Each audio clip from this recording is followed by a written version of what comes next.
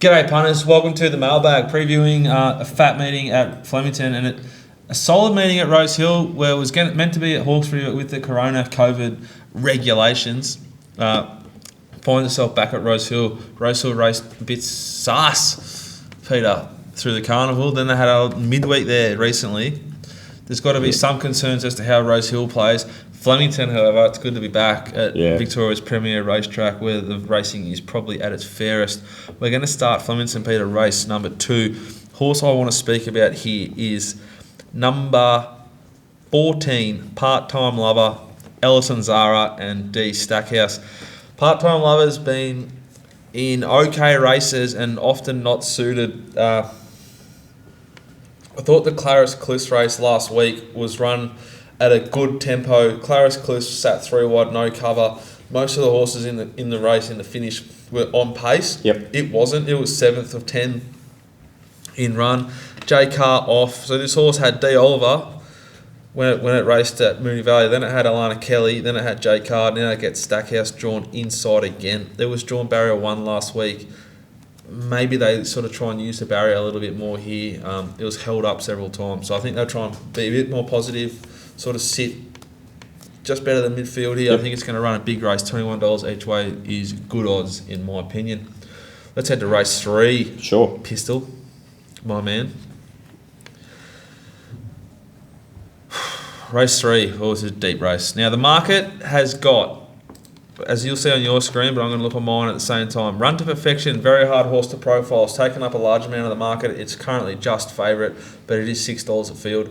Hyington Station, last start mover. I'm not with it yet. Probably means it wins. But Oasis Girl, I thought it was completely blessed last start. Won at sort of $20, Betfair SP, off the top of my head. It's almost favourite here. B Hunter, not suited the last 2 starts, was very, very good at Sandown. $8 chance here.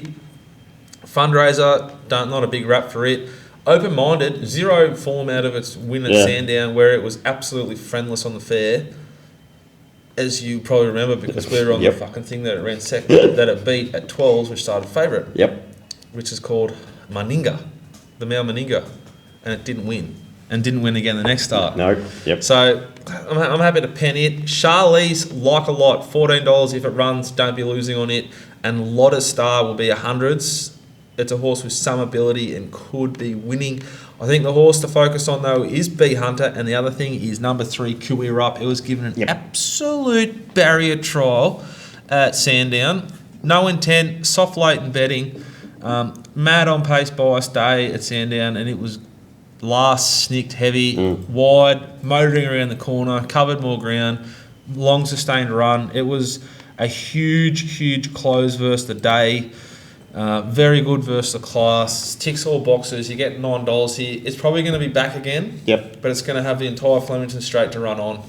That was the one I was sort of leaning towards in that race.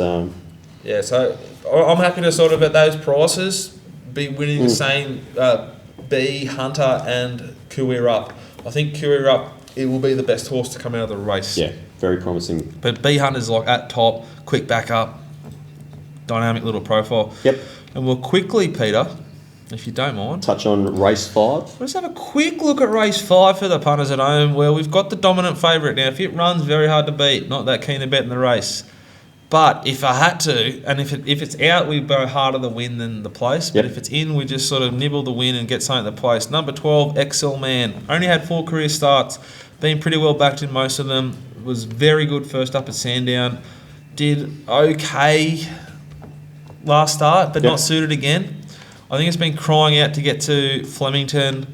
The last time I was at Flemington, it ran 4th to Wings of Pastrami and even in Glorious St Joey's. That was pretty shit hot form around that time. It's a good race. It's up in grade here, but it needs it. It's up in trip here. It needs that. I think this horse can run a really good race, and it's big odds. Okay. Excellent man, number 12 each way. Let's head to Rosehill, Peter, where we're going to talk about what race, my man. Yeah, race 5 I thought was a real deep, interesting race. There's quite a few angles there. You see Graf resuming first up and its favourite, which is 2 trials. The second trial is over 1,000 metres, and it was asked for a little bit of effort late. Yeah, to pick up Le Roman. I just thought it was short enough, given a few factors. There's a few gear changes there. Blink is off, crossover noseband's off, tongue tie's on first time. So, New ownership. yeah. Same trainer though. Yeah, look, it did run a good figure first up last prep, and that form was pretty decent as well. So it obviously goes well fresh, but it's mating some horses, Dicko, in this field, potentially including All Too Royal. But God of Thunder, I think, is probably the one for me. Not suited versus the day, last start. Recorded some fat splits on the way home. Looks to get into a nice position, just worse than midfield. But the other horse I'll certainly be having something on is Villamaya, because if I like God of Thunder, Villamaya did have the starting price over at last start. It did fail, but it is capable of running, again, good splits over the 1100. You're a big gunman. Rosehill. You're a big gunman up there at the moment. Yeah, well, I think he just does things right. Finds the best part of the track. Yeah, and just puts the horse into it. He's just got a good feel, good rhythm. And I think the fact that he's sticking with that horse, because he has an association with a few of these, including Graf previously, it's a nice enough little push. All Too Royal, hard horse to line up, but Yep. geez, it was a dynamic little thing at early in, like, sort of, do you call it last preparation now? Well, it's 63 days.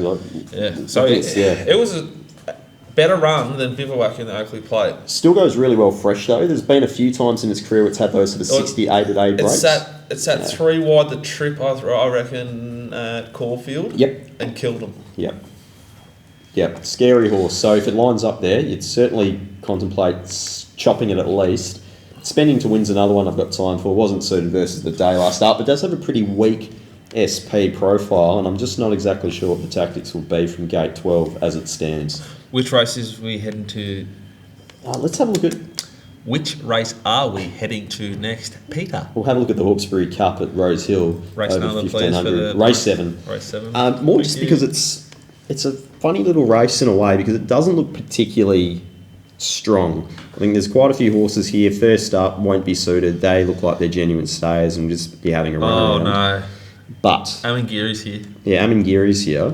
But it is Tommy Berry potentially... Well, it looks like he maps the lead, because I'm not sure Archidemus or Mask of Time will be leading this. I don't know if I can fall in any horse. We just talked about you love the gun. It's gun off, Tom on. Yeah. On speed horse. I mean... Run style, puntingform.com.au, punters. It gives you this sort of information. Just gives it... Along with all the other grouse it gives you. Leader, TB. Leader, TB.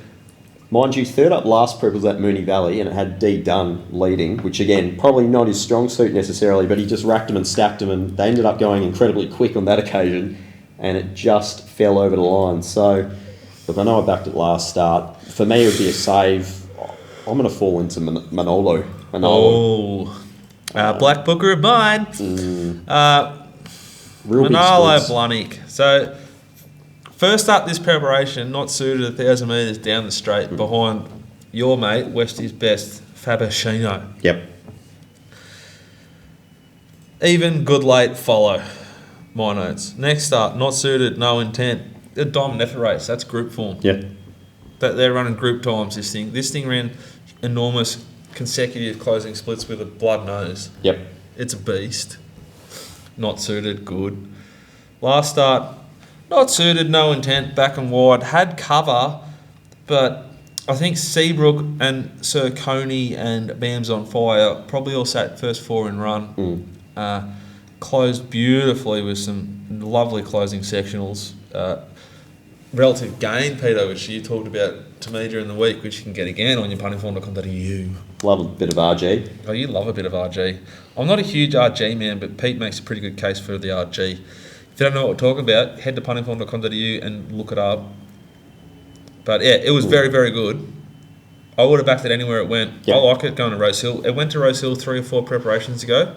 Yep. And went really well. 1,500, don't mind it. The way I got to the line here, wants it. I think Rachel King's a good booking as well for the Hawks, because she does have the ability to ride positive, and there's no reason at all this horse should be in the last 3 or 4. It really should be sitting midfield or just worse than midfield. Yeah, which it's done before. Yep. Like last preparation, second up, sat 5th of 8th.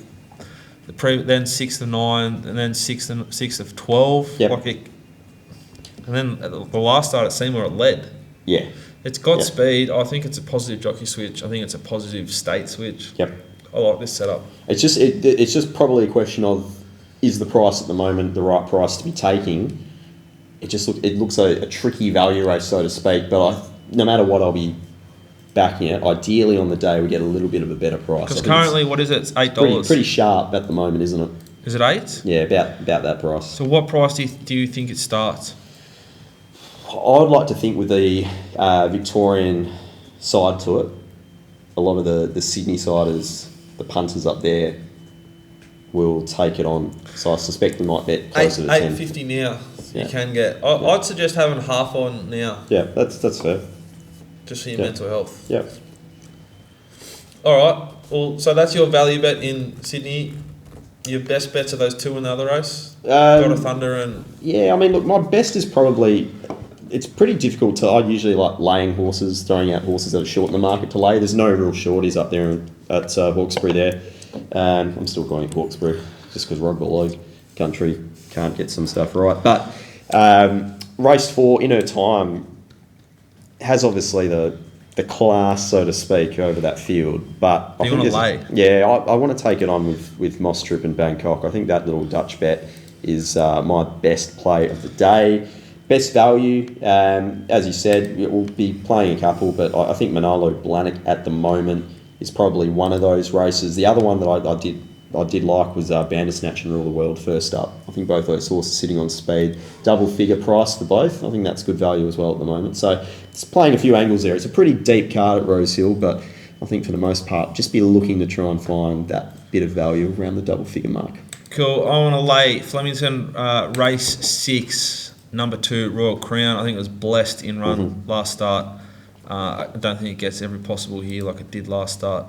I'm happy to suggest a bet on the horses I've already mentioned there. So my value can be Part-Time Lover, and my best can be B Hunter, Kui Rup and B Hunter. Also thinking race 8, number 9, Hangman. I think it's going to run a decent race and is backable each way, punters. Hope you have a good weekend. Hope you drink goat beer, get it delivered. Sure. Or not. And we'll see you on Monday for a deep dive. And we're going to start a, we don't know what it's called, but it's like a Pathways replacement, a punting series, tutorial. Come to school with me and Pete. Did you go to uni? Yeah. I was a physiotherapist. So did I. Allegedly. He didn't. We'll just leave that in the end of the show. Yeah. I did it on the radio today. I didn't even know. I assumed he did, but he didn't buy it, so then he didn't. See? Very good.